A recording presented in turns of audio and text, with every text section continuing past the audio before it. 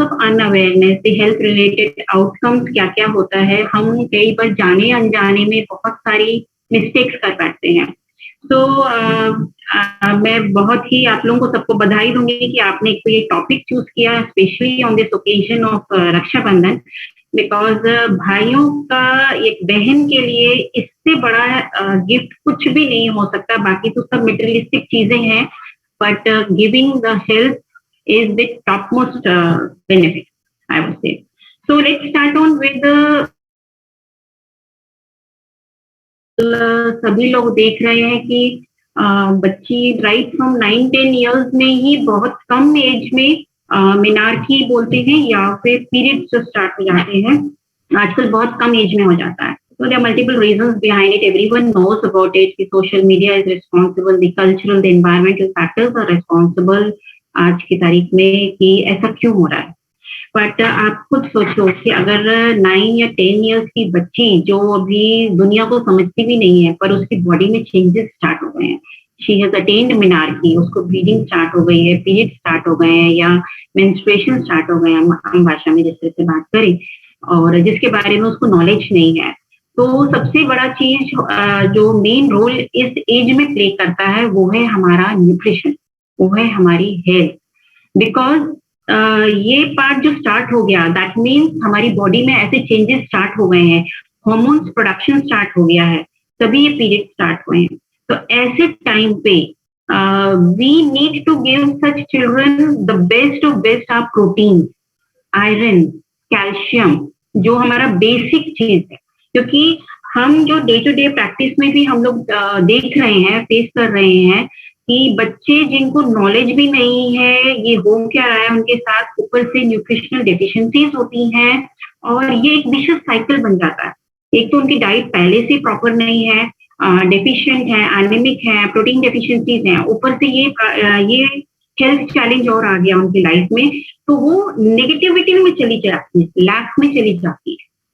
तो यहाँ मेरा एडवाइस हमेशा रहता है कि main stress is on the protein, because जो हमारे हार्मोन्स भी बन रहे हैं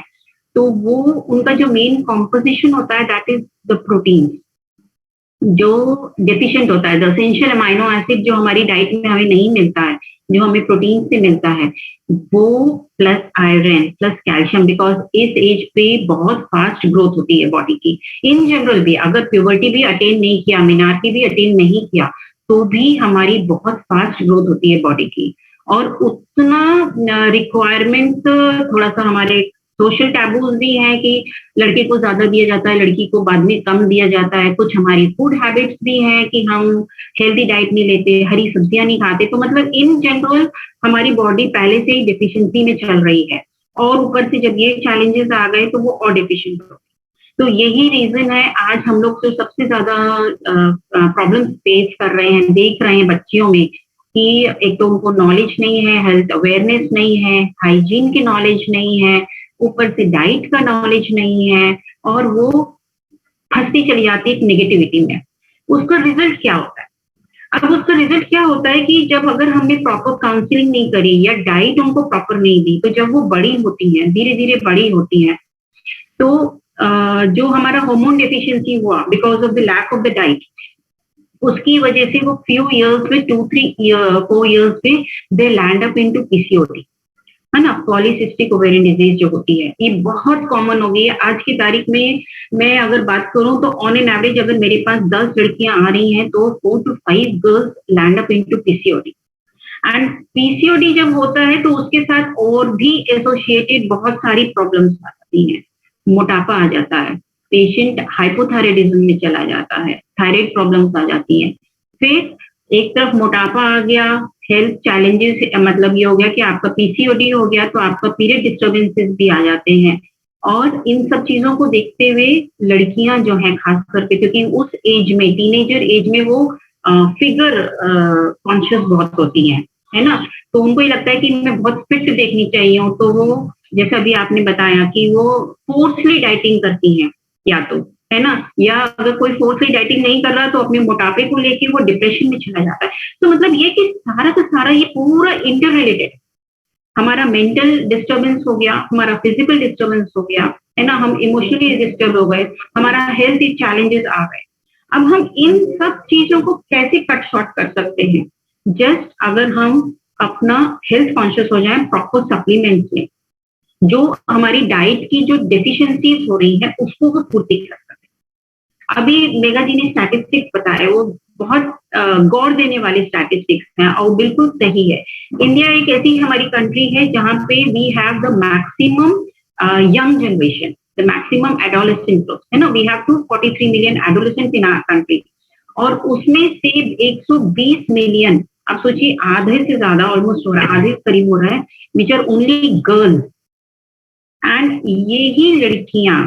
कल की भविष्य की माँ बनने वाली हैं, भविष्य की नेक्स्ट जनरेशन को जन्म देने। अब अगर मैं उसी तारतम्य या उसी सिनेरियो में बात करूं जो मैं अभी बात कर रही थी कि वो एडोलेसेंट्स में पीसीओडीज में हाइपोथायराइड, ओबेसिटी एंड मल्टीपल उसके साथ एसोसिएटेड जॉइंट प्रॉब्लम्स भी आ जाती हैं, मेंटल डिप्रेशन में चली जाती हैं बच्चियां कि ये प्रॉब्लम सॉल्व नहीं हो रही हैं। फिर आजकल का जो वो है कि मोटी हो गई हैं लड़कियां, तो उनका सोशल जिसको मैं बोलते हैं ना, अच्छी नहीं दिख रही है, बॉयफ्रेंड्स नहीं है, तो वो एक अगेन लैक हो गया, एक अगेन डिप्रेशन में चला गया। ठीक है, फिर अगर उनका कम एज में, आजकल मैक्सिमम हम लोग को दिखता है 18 से 21 साल में ही लड़कियों की मैरिज हो रही है। या तो वी हैव टू एक्सट्रीम्स, या तो कैरियर ओरिएंटेड लड़कियां हैं जो एल्डरली एज ग्रुप में चली जाती है, या फिर ये यंग एज है। दोनों ही एज ग्रुप में वी हैव प्रॉब्लम। ठीक है, हेल्थ इश्यूज भी आती हैं एंड आगे की चाइल्ड बियरिंग इश्यूज भी आती हैं, दोनों ही एज ग्रुप में। कम एज में शादी हो गई, कम एज में बच्चे पैदा प्रेग्नेंट हो गई हैं वो, तो we have health challenges because उनकी बॉडी तैयार ही नहीं है, पहले से ही तैयार नहीं है, डाइट इतनी उनकी है ही नहीं, उनकी बॉडी इतनी अंदर से मजबूत है नहीं कि वो एक प्रेगनेंसी को बियर कर सके। And that is the reason, मतलब चाइल्डहुड से ही जो हमारी डाइट डेफिशिएंसी है, अब आप खुद सोचिए वो एनीमिक होगी पहले से उसकी बोन्स वीक है। ठीक है, पहले से ही उसमें बॉडी मसल टिश्यू नहीं है, अंदर से वो वीक है, ऊपर से जब वो प्रेगनेंसी का ब्रंट आता है उसके ऊपर, तो वो और ज्यादा वीक होती चली जाती है, जिसको बोलते हैं ना अंदर जो बिल्कुल खोखली होती चली जाती है। फर्स्ट प्रेगनेंसी में अक्सर नहीं पता चलता, ठीक होता है, पर जब कंसेक्यूटिव प्रेगनेंसीज होती चली जाती हैं, so that girl then falls into multiple complications. अभी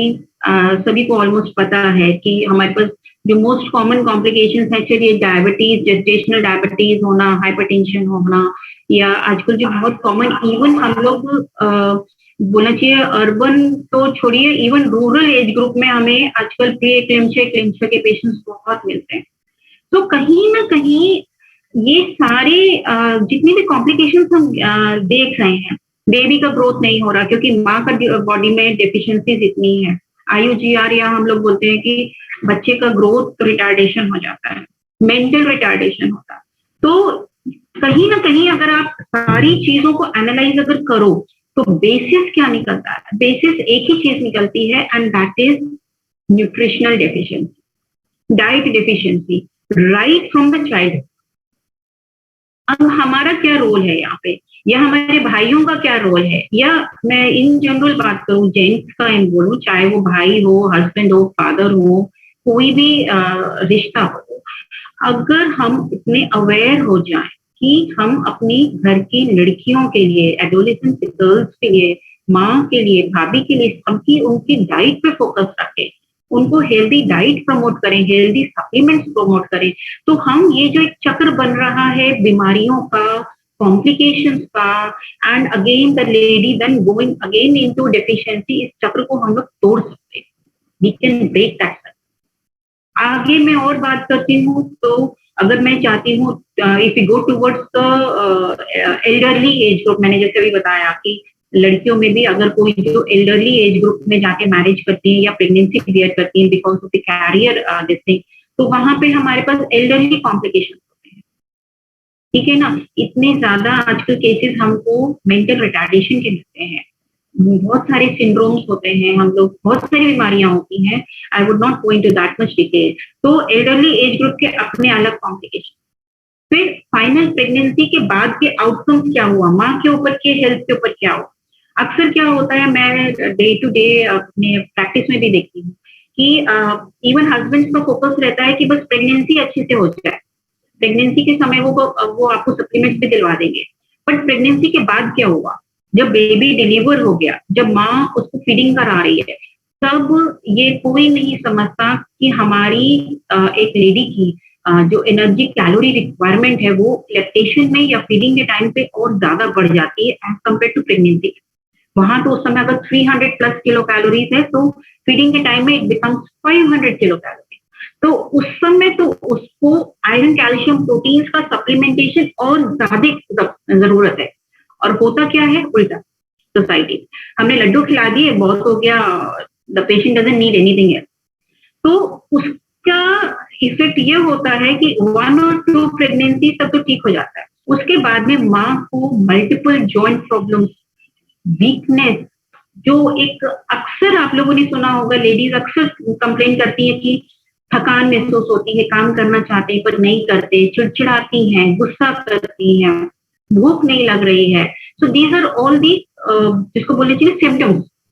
ऑफ योर बॉडी रिवोल्टिंग, कि हमारा बॉडी चल नहीं रहा, but because she has to take care of the family, she has to take care of the kids, वो she is forced to do work, but क्योंकि उसकी body बचपन से एक तो डेफिशिएंट थी, फिर प्रेगनेंसीज हो गई, फिर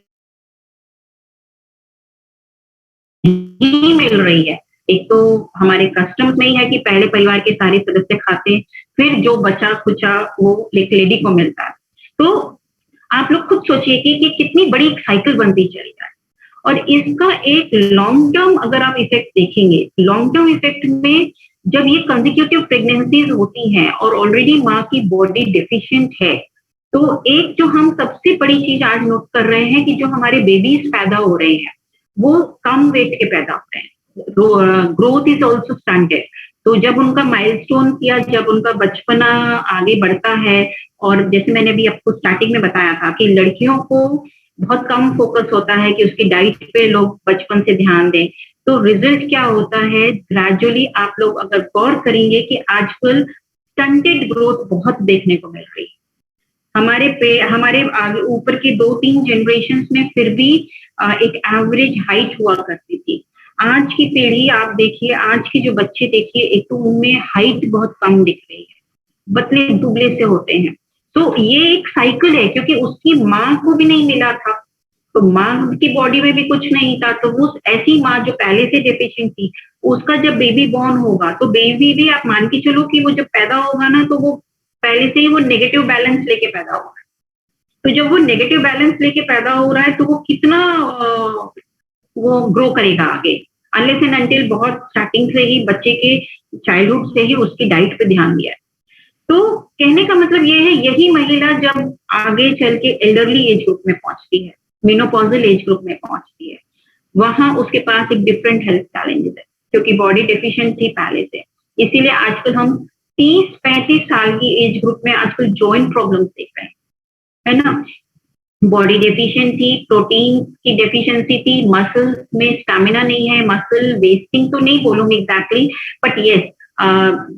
बहुत सारी प्रॉब्लम्स इस तरह की आती हैं आजकल, स्पाइनल प्रॉब्लम्स, डिस्क प्रॉब्लम्स, है ना, tingling and numbness of the fingers, मतलब मसल्स में भी उतना स्टैमिना नहीं है उनका, मतलब कुल मिला के वो डेफिशिएंट है, हर पहलू पे डेफिशिएंट होती चली जा रही है, तो वो बहुत जल्दी जॉइंट प्रॉब्लम्स में आ जाती है। और इन सब के पीछे न्यूट्रिशनल डेफिशिएंसीज तो जो है ही है, इन सब चीजों का असर जब माँ के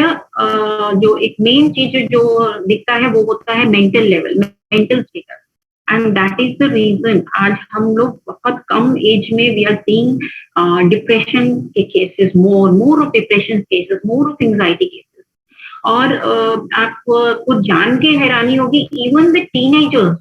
मतलब we have in hospitals of female ward जिसमें मैक्सिमम पेशेंट्स जो होते हैं वो लड़कियां हैं जिनको सिर्फ एंजाइटी प्रॉब्लम्स है।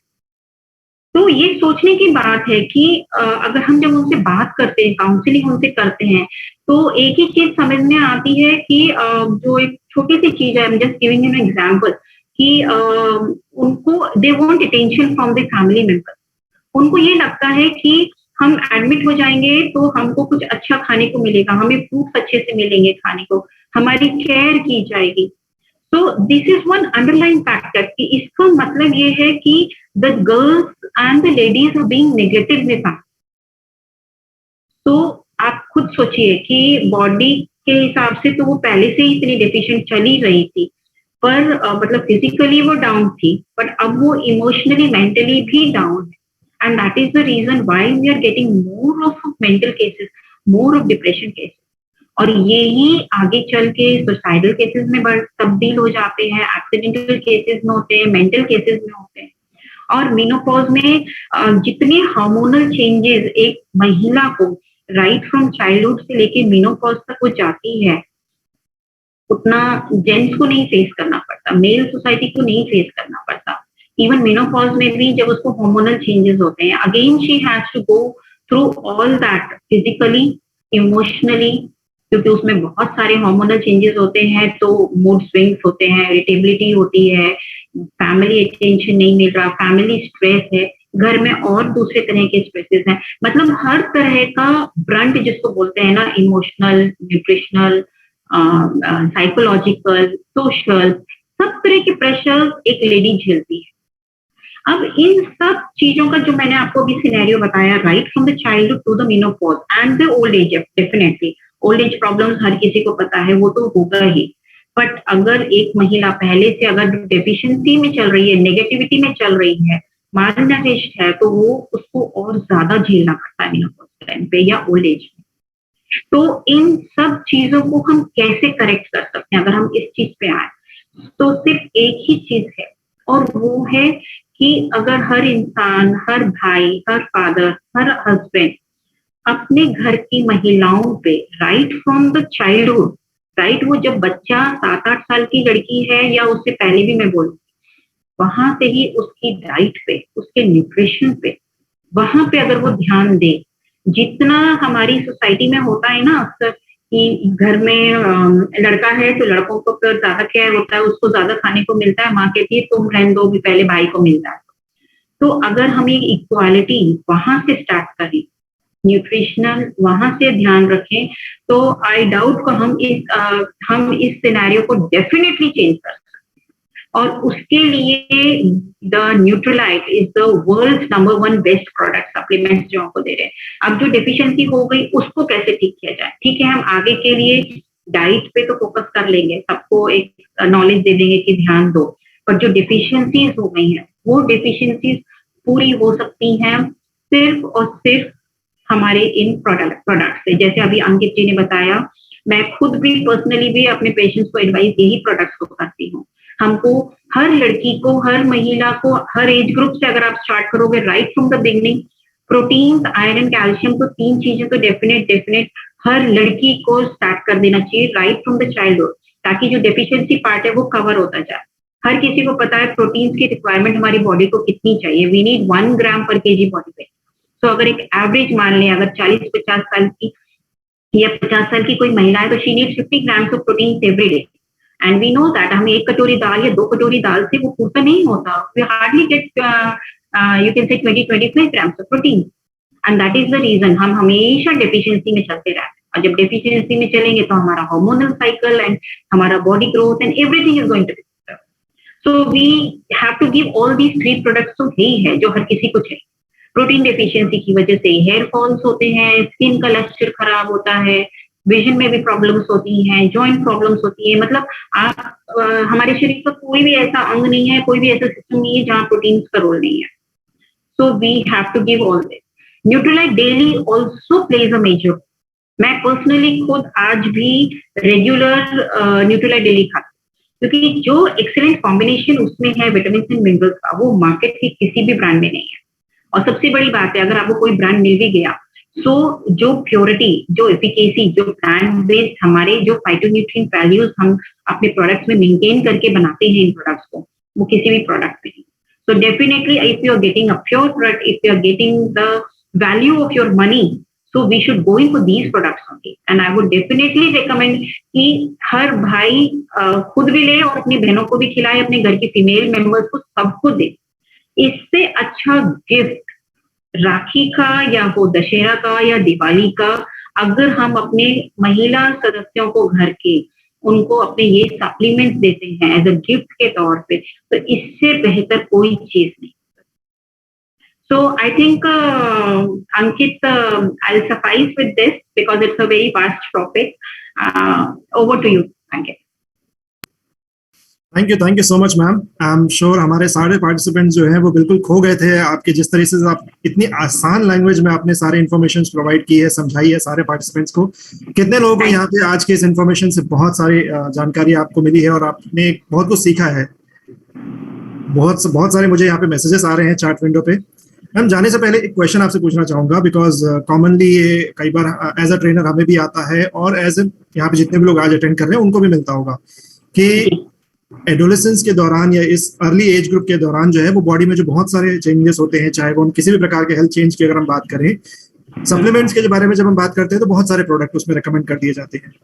What is the minimum quantity और what is the number of supplements minimum which they should start? कम से कम कौन से सप्लीमेंट जो है वो बेसिक कम से शुरू करना चाहिए? इतने तो बिल्कुल ये तो आपको लेने ही चाहिए। ये इसके